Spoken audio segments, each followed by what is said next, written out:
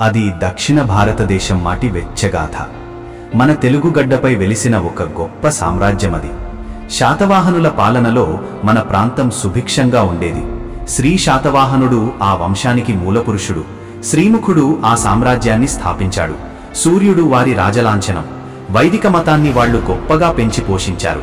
కోటిలింగాల, ప్రతిష్ఠానపురం, ధాన్యకటకం ఇవి వారి 3 రాజధానులు. గౌతమీపుత్ర శాతకర్ణి ఆ వంశంలోకెల్లా గొప్ప పాలకుడు. ఆయన పేరు చరిత్రలో ఎప్పటికీ నిలిచి ఉంటుంది. ఇక 3వ పులోమావి ఆ వంశం చివరి పాలకుడు. విదేశీ యాత్రికుడు మెగస్థనీస్ తన గ్రంథం ఇండికాలో వారి గురించి రాశాడు.